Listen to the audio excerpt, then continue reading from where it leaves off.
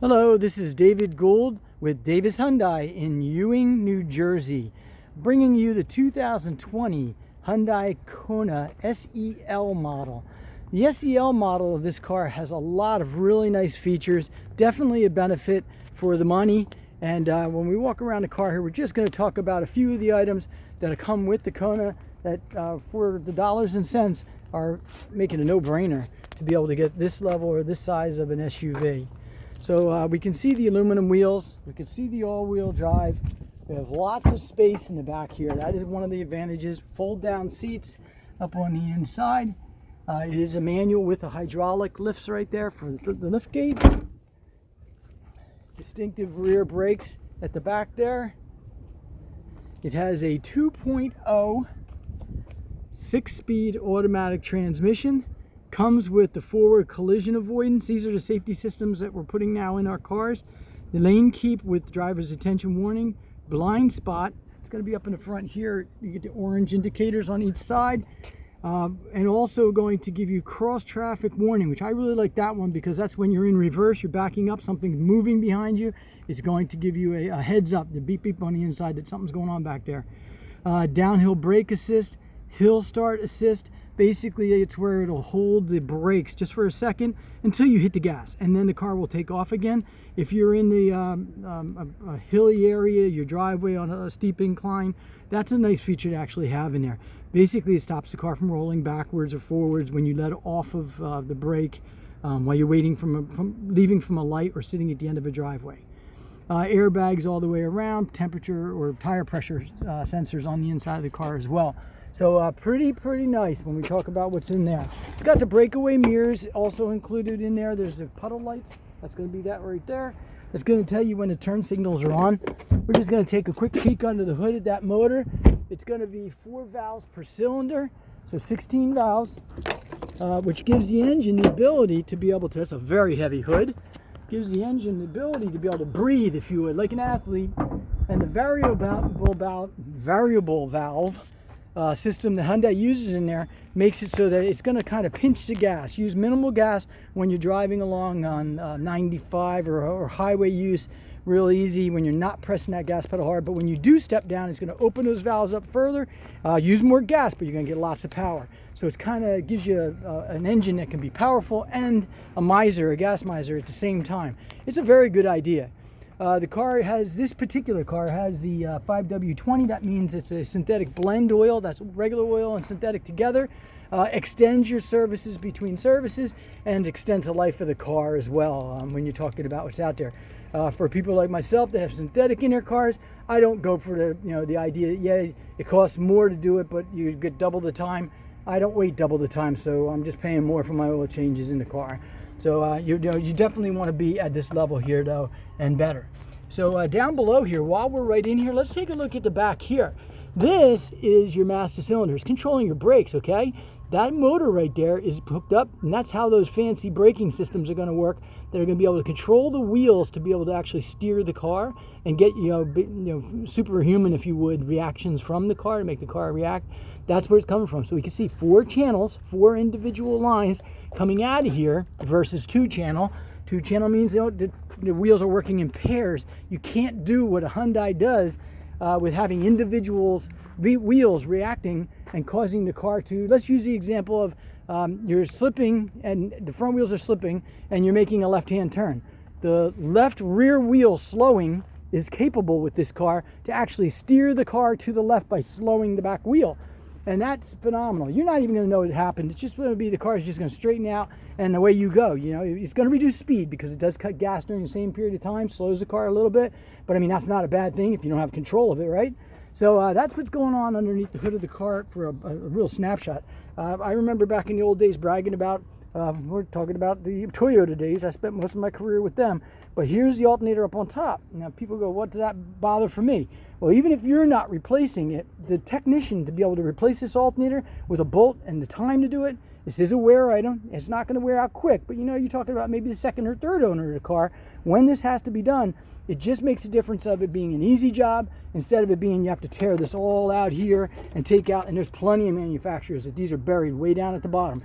So that makes cost of ownership less. Now, speaking of less cost of ownership, we now have 3 years of free maintenance included with all new cars bought, I believe, after February 1st of 2020. So that's pretty cool. So if you're leasing the car and you have your typical 12,000 mile a year lease, you have no maintenance expenses during the time that you have your lease. If you're buying the car, you've knocked a good chunk of your maintenance time and costs out on the car, which if you look right now, you're going to see Hyundais as a whole, in this particular one, jumping to the least cost of maintenance over 5 years. That's one of the reasons why that's happening. Listen to the hood. It's heavy. The metal's heavy, the car is heavy. We're using ultra strength steel. Hyundai, by the way, is a steel manufacturer. Heck, they build ships, Hyundai ships. They ship their own cars, right? They build the cars. It explains how the Hyundais, in my mind anyway, went from being the Hyundais of 20, 25 years ago to the Hyundais of today. Hyundais of today are industry leaders. Look on the inside. Wouldn't look very familiar to the person who owned one 25 years ago or 20 years ago.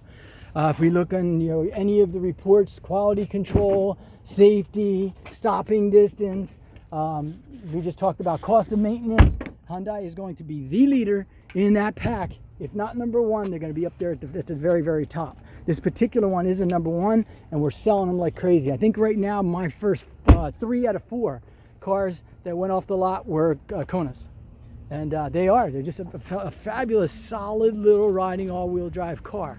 So I mean, when you talk about what's out there and what you get for the value, aluminum wheels. This is the SEL package right here, and we're looking at what, $25,000. The average car, not SUV, the average car today is over 30.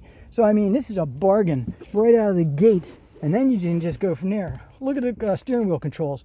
Our controls on this side for the radio, this side is controlling cruise control, and this one up on top here makes it so that we can control and walk through menus. So for folks to say, listen, I want to adjust or I want to turn off safety features because they're either worried about them or whatever the reason are, maybe their area in New York City, you're up against areas where you're much tighter traffic, you can adjust the different settings, for example, the lane keep and where the other ones are going to go. So that's pretty cool that they give you that variability on the inside. This one, because of the SEL, is a push button start. So we're going to start it up there. And let's take a look. The radio up on top here is a large screen. Very nice. And these are Android and Apple friendly, if you would. So the CarPlay and Android Auto are going to hook up to them, so you can personalize your smartphones right to them.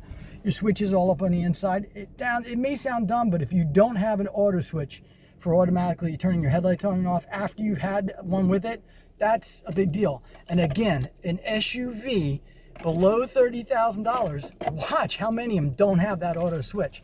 Over here, the wipers, your controls for them. Analog up on the top here, very easy to be able to see all your controls, what's going on around you. Switches to the left knee. If I'm looking in here right now, that's going to be the lights up on the dashboard, how bright. This is going to be the blind spot monitor. See the little orange light I'm lighting up on there? You can turn it off because, again, they're giving you the variability. If you're in a city and that's constantly going off, you might actually get a little desensitized to it, or it might bother you. So it is possible to be able to manually do it without jumping through a bunch of hoops. This is going to be your lane keep in here. We can control that. Over here, we have the traction control off. This one's going to make it so that the wheels can spin. That sounds crazy. You say, why would you want to do that? If you were stuck, you don't want to have to get out and start digging the car out, right? We don't recommend rocking the car forward and backwards, but the car won't rock if the wheels won't spin, which the safety features make it so the wheels won't spin. So you actually would have to turn off the safety feature to let the wheels spin in order to be able to melt the ice or dig your way out of whatever you got yourself into, backwards, forwards, and out. So that's what that button's doing. Now come across to this side here, hopefully we could hit this button over here. That's our four-wheel lock. Again, a vehicle at this price point with four-wheel lock is basically unheard of. The four-wheel lock makes it so that as soon as you take off, you're in four-wheel drive. When we're normally driving in all-wheel drive, all-wheel drives, you're going to be in either a preferenced front wheel or rear wheel. Most of them are front wheel for this example here, front wheel drive. When the front wheels start to slip, then it transfers power to the rear. But hey, you know already, you're getting in the car, you know you're trying to get out of a spot, you're plowed in, whatever, and you're going to have to go through a bunch of snow, your neighborhood's not plowed, whatever. You can just push this button. As soon as you hit the gas, you're going off in four. So there's a reason. Maybe if you're on a slippery ramp and you're bringing, these are fun vehicles. You might be bringing some jet skis up out of the water. You're on a little slimy ramp. You don't want to have to wait for the front wheels to spin to kick on the rear wheels. There again is the use for this button here. Drive modes. We can change up on top here. If you can see the modes changing, I'm pressing the button. We can go from Eco to Sport. We can go to Normal. By the way, Normal's fine. The car is a blast to drive the way it is. Heated seats. They're cloth seats, but they're still heated seats. That sounds like something that they would come up with at Hyundai. Over here, we got the downhill assist. Downhill assist makes it so that you're able to basically, on a really, really slippery surface, you're able to put it in first gear and just let the car drive itself. You don't hit the gas. You just let, and there's where your individual braking wheels are steering the car. So that's what this one's doing over here. Again, these cars are made for all over the place in New Jersey. I doubt there's too many uses for it. Maybe just some mountainous areas up in the north that we might run up against it. But for most of the use of, for us, probably not as much, but there's other places they would use it more often. Your controls in here. Hey, look, they have an aux cord. These are going away just the same way the CDs went away, right? USB power, multiple plug-in powers down below here. Your controls, pretty basic, keeping it simple here. That's important. And then up on top, your controls for there. You got a glove box down below here. We can see airbags all around us here. That's important, of course. Up on the top, over here, and over the top on the other side. So let's see, you got a little bit of storage down below inside here. It's not that big of a vehicle on the inside by terms. I mean, I'm not a big guy, so it's more than enough room for me on the inside. But the nice thing about these is they do have this crazy long tracks. So I know you can't really see right now, but me standing at maybe 5'7", I'm on tippy toes to touch the brake, and I've got at least 6 inches over my head. I don't know if we can see back there without showing off my bald spot. All right, so anyway, you can see what's going on here overall. What we also have as a huge advantage is going to be the Hyundai warranties. It's the best in the industry with a, now we have the free maintenance. That's going to be the 3 years, 36,000 miles of free maintenance coming from the manufacturer. 5 years, 60,000 miles is your bumper-to-bumper comprehensive. That's going to be, the radio, the computers, the electronics in the doors, just pretty much anything around the car. Then you're going to have 10 years, 100,000 miles for the powertrain. That's what makes the engine go. In this case here, it's going to be the engine, transmission, and the all-wheel drive system out to the wheels. So that's a lot of stuff that's going to be covered. And there's more, but we can get into that granular part when you stop in, or if you have questions, just fill out down below here, ask them, and I'll try to get back to you from there. So that's going to be it for the run for today.